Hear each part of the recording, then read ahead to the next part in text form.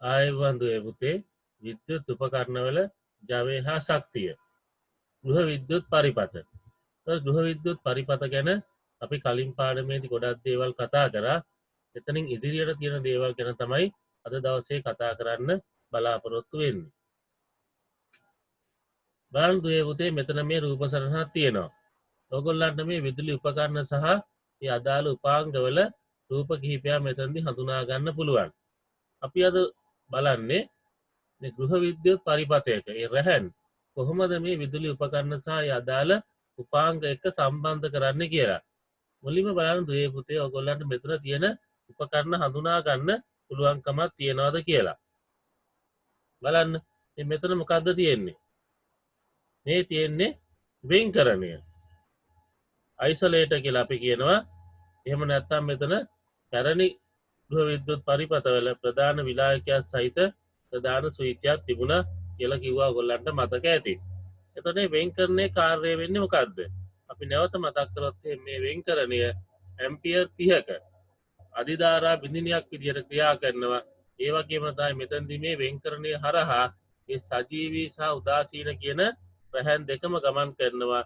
නිවසේ යම්කිසි විදුලි බලය සම්බන්ධයෙන් විදුලිය සම්බන්ධයෙන් අලුත් ක්‍රියා කිරීමකදී එහෙම නැත්නම් ගිනි ගැනීමක් වගේ අනතුරකදී අපි විදුලිය විසන්ධි කරන්නේ මේ වෙන්කරණය භාවිතා කරලා. ඊළඟට තියෙන්නේ මොකද්ද? මේ උපාංගය ඔයගොල්ලන්ට හඳුනා ගන්න පුළුවන් මොකද්ද මේ ශේෂ ධාරා පරිපථ බිඳිනය RCCB. එහෙම නැත්නම් පැන්නම් ස්විච් එක ඔයගොල්ලෝ දන්නවා මේක ට්‍රිප් ස්විච් කියලා කිව්වහම. එතකොට මේකේ කාර්යය වෙන්නේ මොකද්ද? නිවසේ කෙනෙකුට මේ පාරිභෝගිකයන් අපිට විදුලි බලය විදුලිය වැදුනොත් විදුලි සැර වැදීමක් සිදු වුණොත් මේ ට්‍රිප් ස්විච් එක තමයි විසන්ධි වෙන්නේ. එතකොට මේකේ කාර්යය ගැන අපි කතා කරලා තියෙනවා. ඊළඟ මොනවද මේ තියෙන්නේ? මේ දෙකක් තියෙන මොනවද මේවා? මේ තියෙන්නේ සිඟිති පරිපථ බිඳින. එතකොට මේ සිඟිති පරිපථ බිඳින හරහා තමයි නිවසේ තියෙන ආලෝක පරිපථ සහ කෙවනි පරිපථ වලට අපි විදුලිය ලබා දීම සිදු කරන්නේ. බලන්න ඊට පස්සේ මෙතන මේ කාමර දෙකක් අපි වෙන් කරලා තියෙනවා. මේ කාමර දෙකට මේ රැහැන් සම්බන්ධ කරන්න තමයි යන්නේ. රැහැන් සම්බන්ධ කරලා මේ විදුලි බලය ලබාගෙන මේ විදුලි උපකරණ ක්‍රියා කරවන්න තමයි යන්නේ. බලන්න මෙතන මොනවද මේ තියෙන්නේ කියලා. මෙතන මේ ස්විච් තුනක් තියෙනවා නේද? ස්විච් තුනක් ඕගොල්ලන්ට දකින්න පුළුවන්. එතකොට මේ ස්විච් වලින් මොනවද කරන්නේ? ස්විච් වලින් කරන්නේ මේ බල්බ වලට විදුලිය සැපයීම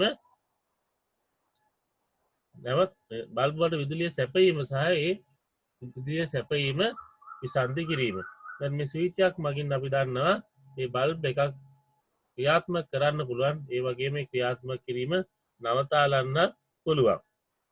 එතකොට මේ සමහරන මේ ස්විච් මේ තනි ස්විච් විදිහට තියෙනවා. එහෙම නැත්නම් ස්විච් කිහිපයක් එකම ඇසුරමක තියෙන විදිහට තියෙනවා. බොහෝ විට ඔයගොල්ලෝ නිවස් වල ඇත්තේ ස්විච් කිහිපයක් එකම ඇසුරමක තියෙන විදිහට තමයි නිවස් වල දකින්න ලැබෙනවා ඇත්තේ.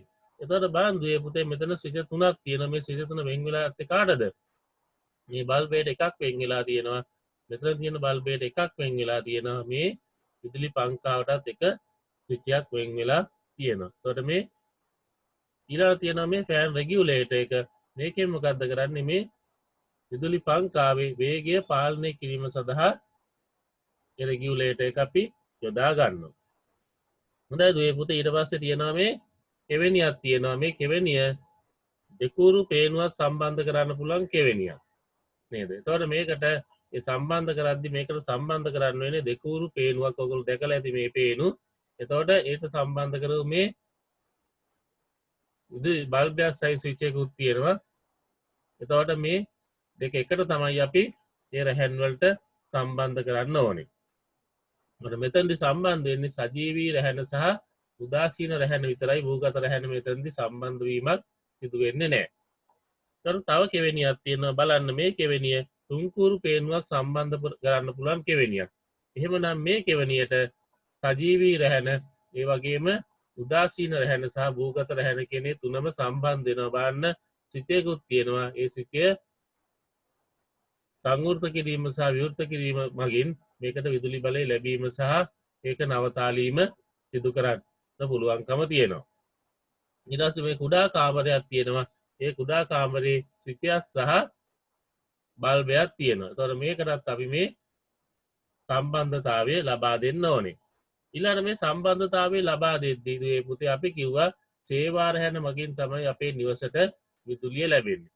මේ සේවාරහන ඔස්සේ සජීවී රැහැන සහ උදාසීන රැහැන කියන දෙක අපිට ලැබෙනවා. එතකොට දුවේ පුතේ සාමාන්‍යයෙන් අපි මේ සජීවී රැහැන රතු පාටි නිරූපණය කරන උදාසීන රැහැන කළු පාටි නිරූපණය කරනවා.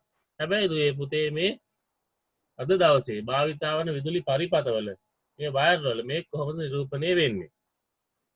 එතකොට මේ විදුලිය රැගෙන යාම සඳහා අපි භාවිතා කරන්නේ විවිධ ප්‍රමාණයේ හරස් කර ශේෂ්ත්‍රඵලයක් තියෙන තබ කම්බි.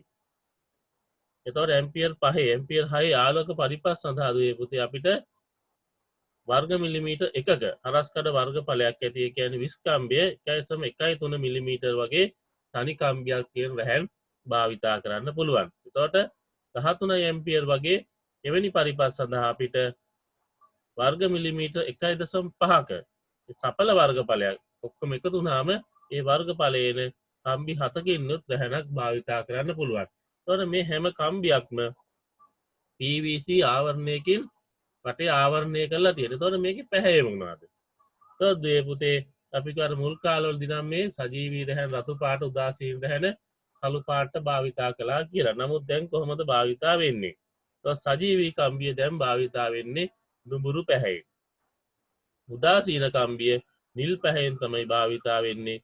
භූගත කම්බිය කොළ පැහැයෙන් අපිට දකින්න ලැබෙනවා. එතකොට ඒවා තමයි වර්තමානයේ භාවිතා වන වර්ණ. එතකොට අපි මේ සටහනේදී සජීවී කම්බිය සඳහා සජීවී රැහැන සඳහා රතු පාටත් උදාසීන රැහැන සඳහා කළු පාටත් භාවිතා කරනවා. එහෙමනම් දැන් අපිට තියෙන්නේ මොකද්ද? මේ පරිපථය සම්බන්ධ කරන්න. එතෙන්දී අපි භූගත කම්බිය සම්බන්ධ කරන්නේ නැහැ. නමුත් භූගත කම්බිය සම්බන්ධ කරන්න ඕනේ විද්‍යුත් පරිපථයක. මෙතෙන්දී බලන්නේ මේ සජීවී රැහැන සහ උදාසීන රැහැන කොහොමද සම්බන්ධ කරගන්නේ කියලා. එහෙනම් මෙතන මේ 32ක් තියෙනවා. මේ සජීවී රැහැන මේ උදාසීන රැහැන. අපි එහෙනම් මුලින්ම බලමු මේ සජීවී රැහැන කොහොමද මේ වෙන්කරණයට සහ ට්‍රිප් ස්විච් එකට පැන්නුම් ස්විච් එකට සම්බන්ධ කරගන්නේ කියලා. මම සජීවී රැහැනේ සම්බන්ධතාවය අපි වෙන්කරණයට ලබා දුන්නා. ඉන් පිටතට අරගෙන මේ පැන්නුම් ස්විච් එකට ලබා දෙනවා. පැන්නුම් ස්විච් එකෙන් පිටතට ලබා ගන්නවා. මේ පැන්නුම් ස්විච් එකෙන් පිටතට ලබා ගන්න සජීවී රැහැනේ සම්බන්ධතාවය මේ සිඟිති පරිපථ දෙක සිඟිති පරිපථ බිඳින දෙකටම ලබා දෙනවා. ඊට පස්සේ මේ සිඟිති පරිපථ බිඳින දෙකක් තියෙනවා. අපි එකකින් බලාපොරොත්තු වෙනවා මේ ආලෝක පරිපථයකට ඒ විදුලිය ලබා ගන්න. ඊට පස්සේ මේ කෙවනි පරිපථයකට විදුලිය ලබා ගන්න. අපි බලමු එනම් මේ මුලින්ම මේ ආලෝක පරිපථයට කොහොමද සජීවී රැහැන සම්බන්ධ කරන්නේ කියලා. එතකොට මේ කෙවෙනියට අපි සජීවී රැහැන සම්බන්ධ කළා. ඊළඟ බලන්න. ඊට පස්සේ ස්විච් තුනට මේ සජීවී රැහැන සම්බන්ධ කළා. අපි ඊළඟ බලමු කොහොමද මේ කෙවෙනි පරිපථයට මේ සජීවී රැහැන සම්බන්ධ කරන්නේ කියලා. මේ කෙවෙනියට අපි සම්බන්ධ කළා. ඊළඟට ස්විච් එකට සම්බන්ධ කළා. හොඳයි අපි ඊළඟ බලමු මේ උදාසීන රැහැන කොහොමද සම්බන්ධ කරන්නේ කියලා. උදාසීන රැහැන අපි වෙන්කරණයට සම්බන්ධ කරනවා. පැන්නුම් ස්විච් එක හරහා රැගෙන ඇවිල්ලා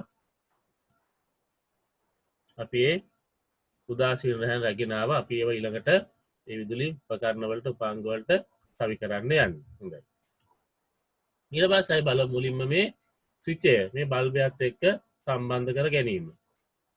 සජීවී රැහැනම අපි මේ බල්බයට සම්බන්ධ කරන ස්විච් එකක් හරහා තමයි එන්නේ. සජීවී රැහැන මේ ස්විච් එක හරහා එන්නේ.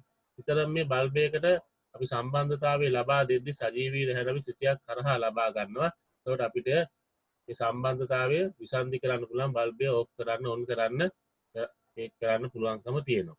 දැන් සජීවී රැහැන අපි සම්බන්ධ කරලා ඊළඟට අපි උදාසීන රැහැන සම්බන්ධ කර ගන්නවා. දැන් සම්පූර්ණයි මේ බල්බය අපිට දැල්වීමේ හැකියාව තියෙනවා. ඊළඟට අපි බලමු මේ විදුලි පංකාව කොහොමද සම්බන්ධ කරගන්නේ කියලා. එතකොට මේ ස්විච් එකත් එක්ක තමයි මේ රෙගියුලේටර් එක සම්බන්ධ කරලා තියෙන්නේ. ස්විච් එක සංවෘත කළාම තමයි මේ ෆෑන් එක කැරකෙන්න පටන් ගන්න. ඊට පස්සේ තමයි ෆෑන් එකේ වේගය අපිට පාලනය කරගන්න පුළුවන් වෙන්නේ. එතකොට මේ ස්විච් එකට තමයි සජීවී රැහෙන සම්බන්ධතාවය දීලා තිබුණේ. අපි ඒක රෙගියුලේටරයටත් හරහා ලබා ගන්නවා. රෙගියුලේටරය හරහා විදුලි පංකාවට සජීවී රැහෙන සම්බන්ධ කළා. දැන් මොකද කරේ? ඒ උදාසීන රැහැනත් ඒ විදුලි පංකාවට සම්බන්ධ කළා. දැන් මේ දෙක සම්බන්ධතාවය ඉවරයි.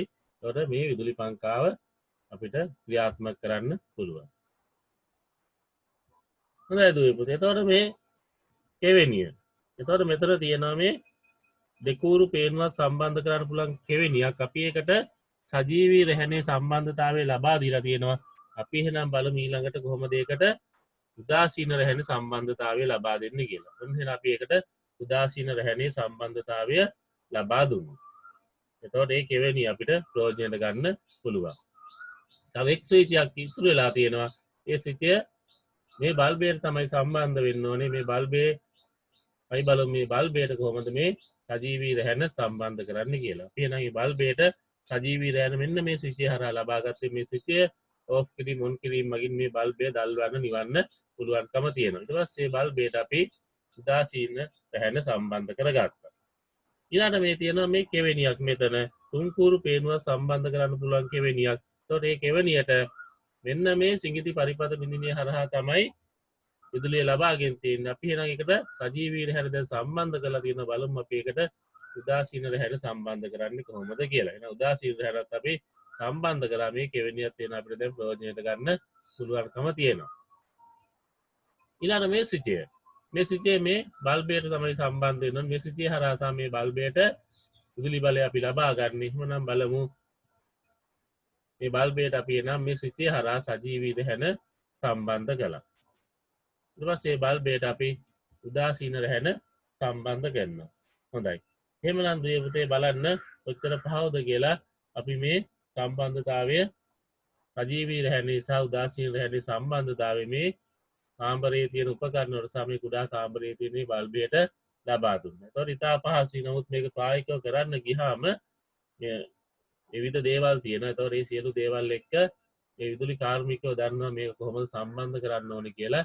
එතකොට ඒ අය මේ ක්‍රමය මේ මූල ධර්මයේ භාවිතා කරලා තමයි මේ සියලුම විදුලි උපකරණ සහ ඒ පාංග වලට විදුලි බලය ලබා දෙන්නේ. එතකොට ඕගොල්ලන්ට මූලික දැනුමක් තියෙන කොහොමද මේ සජීවී රැහැන සහ උදාසීන රැහැන අපි විදුලි උපකරණ වලට සම්බන්ධ කරගන්නේ කියලා. ඒ වගේම මේ පුතේ මෙතෙන් තව වැදගත් කරුණක් තියෙනවා. මේ භූගත රැහැනත් අපි මේ සියලුම දේවල් වල සම්බන්ධ කරන්න ඕනේ. ඒක මෙතන දක්වලා නැහැ. නමුත් මේ භූගත රැහැනත් සම්බන්ධ කරලා තිබීම ඉතාම වැදගත් වෙනවා.